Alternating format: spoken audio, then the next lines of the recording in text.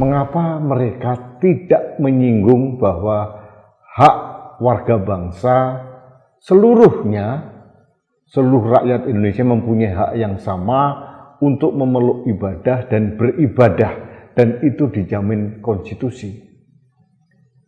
Izin sementara 2 tahun ini perlu kita kritisi. Setelah 2 tahun lagi, bagaimana?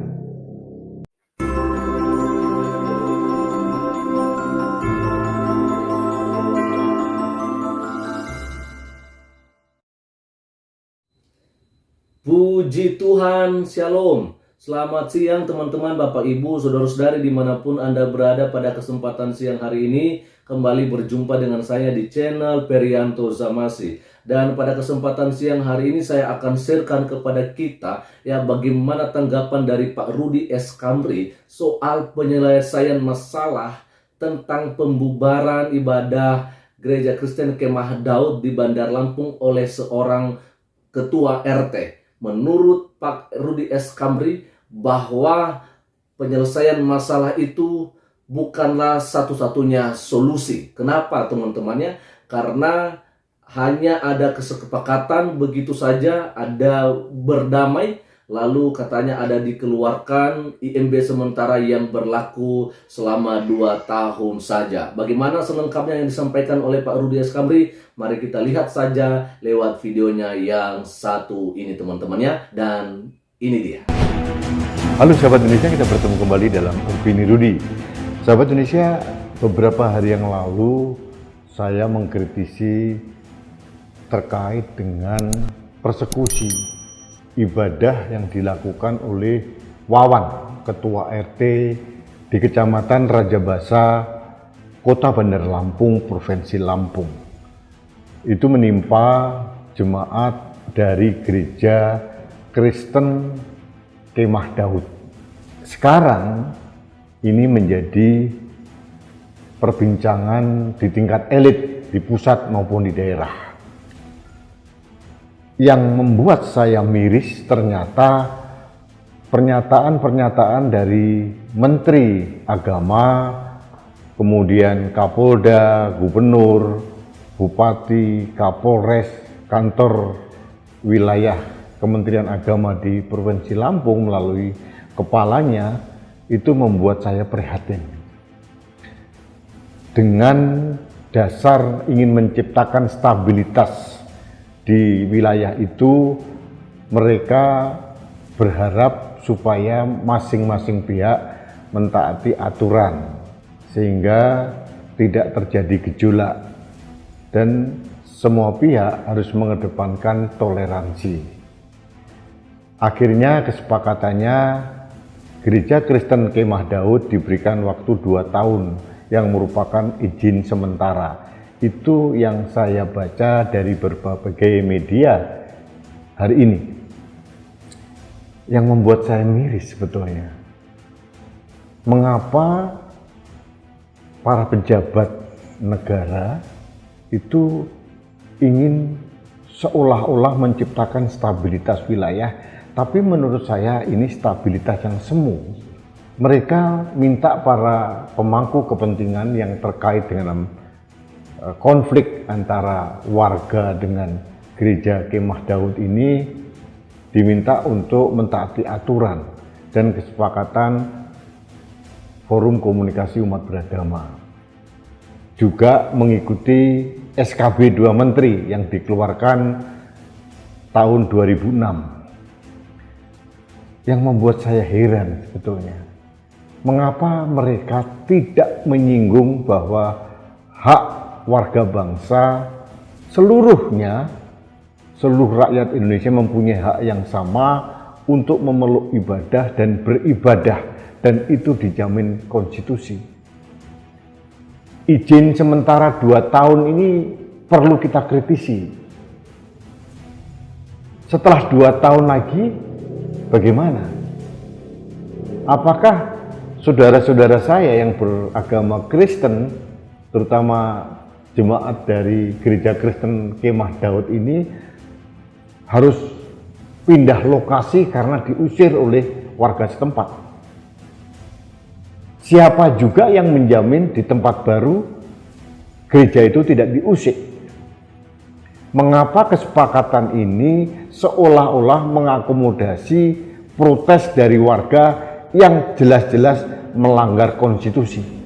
Mengapa para pejabat negara tidak menindak wawan yang jelas-jelas telah merusak ibadah yang sedang berlangsung? Saya sampai detik ini belum pernah mendengar masjid diberikan izin sementara sekian tahun, belum pernah mendengar. Mungkin juga tidak ada yang protes. Nah, stabilitas dalam tanda kutip yang diinginkan oleh para pejabat ini, apakah stabilitas yang esensial? Bagaimana dengan stabilitas jemaat Gereja Kristen Kemah Daud? Apakah mereka dinafikan, diabaikan begitu? Ini yang membuat saya miris. Seharusnya para pejabat negara menekankan bahwa semua warga bangsa harus menghormati hak orang lain, apalagi hak beribadah dan mendirikan rumah ibadah. Menteri Agama, Kapolda, Gubernur, Kapolres, Bupati atau Wali Kota seharusnya menerjemahkan instruksi dari Presiden agar peraturan bentuk apapun, apalagi hanya kesepakatan forum komunikasi umat beragama, tidak melangkahi atau seolah-olah menafikan, mengabaikan konstitusi. Para pejabat hanya ingin membuat penyelesaian yang sangat parsial, seolah-olah seperti lantai banyak kotoran, supaya kelihatan baik, lantai itu ditutupi karpet. Tapi esensinya, lantai itu masih kotor. Kenapa tidak mencoba dibersihkan lantai itu, tanpa harus menutupi dengan karpet? Bagi saya, kesepakatan damai itu hanya karpet, karena lantainya kotor dan penegakan konstitusi tidak dilakukan sebagaimana mestinya.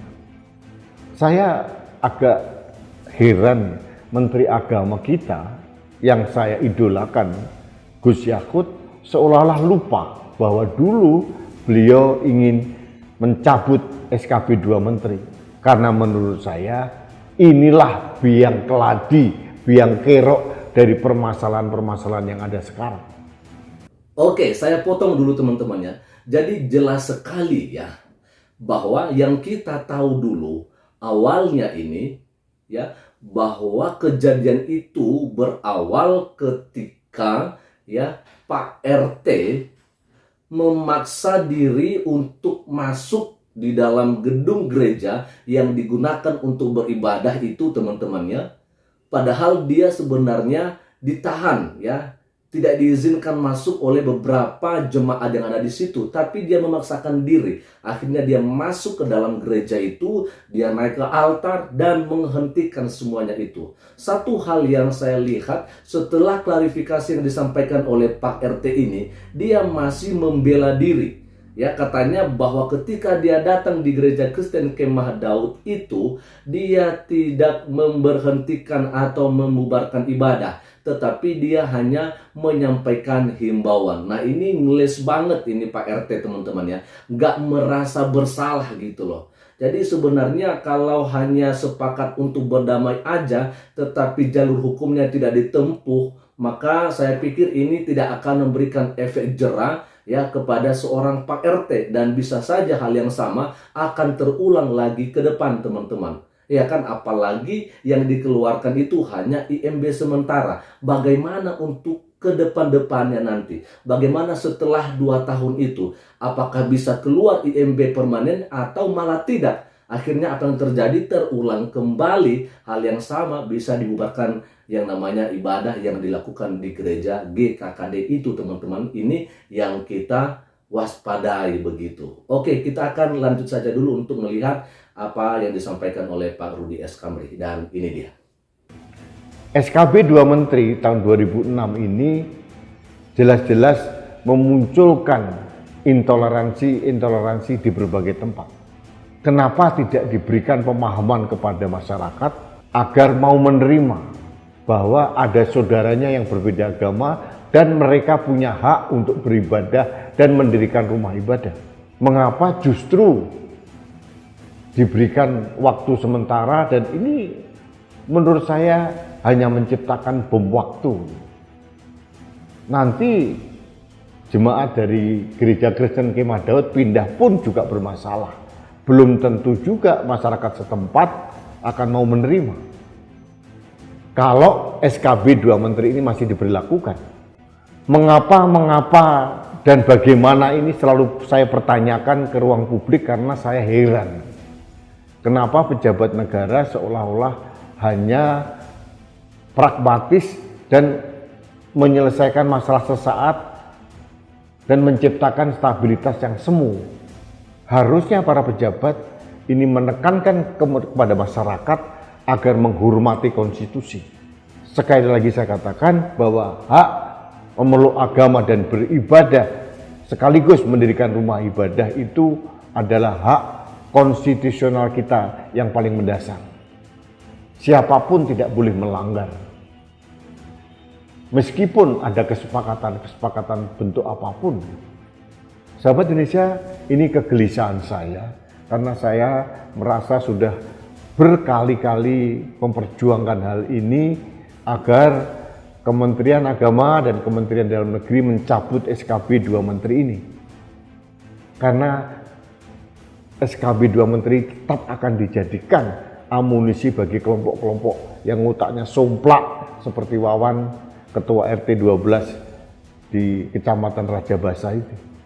Saya prihatin dan saya menyesalkan komentar-komentar pragmatis dari para pejabat. Ini tidak menyelesaikan masalah, hanya sedang menutupi kotoran dengan karpet. Tidak menyelesaikan masalah mendasar. Masalah mendasarnya apa? Adalah semua warga masyarakat harus taat dan tunduk pada konstitusi. Semua masyarakat harus mengakui hak orang lain, termasuk hak beribadah dan mendirikan rumah ibadah. Itu yang harus diselesaikan dan diberikan pemahaman kepada masyarakat. Jangan kita melihat saudara kita sebangsa dan setanah air yang beragama lain seolah-olah musuh. Tuhannya sama. Tuhan orang Islam, orang Kristen, orang Katolik, orang Hindu, orang Buddha sama. Tuhan yang Maha Tunggal. Kenapa dipermasalahkan? Jadi saya protes bahwa penyelesaian konflik Gereja Kristen Kemah Daud ini tidak tuntas, hanya artifisial, hanya di permukaan saja. Saya bisa mengerti bagaimana saudara-saudara saya yang beragama Kristen harus memutar otak lagi 2 tahun harus pindah kemana. Mungkin tanah itu sudah dibeli dan tidak mudah dengan mindset seperti masyarakat di Lampung itu bagi Gereja Kristen Kemah Daud untuk mencari lokasi baru. Apakah susah sekali beribadah di negeri ini? Padahal hak beribadah dijamin oleh undang-undang, dijamin oleh konstitusi. Sahabat Indonesia, hal ini ingin saya suarakan kepada Presiden, Kepala Negara untuk sekali lagi mohon mencabut SKB 2 Menteri. Inilah biang kerok dari permasalahan intoleransi yang terjadi di masyarakat. Kalau masalah yang utamanya tidak dituntaskan, tidak dicabut, ini seperti penyakit. Terus akan mengejala lagi kemana-mana. Sekali lagi saya mohon negara hadir untuk melindungi hak konstitusi dari semua warga bangsa, termasuk umat-umat minoritas yang beragama selain Islam. Jangan kita mendiskriminasi perlakuan dalam beribadah umat yang mayoritas dengan umat yang minoritas. Itu saja yang ingin saya suarakan.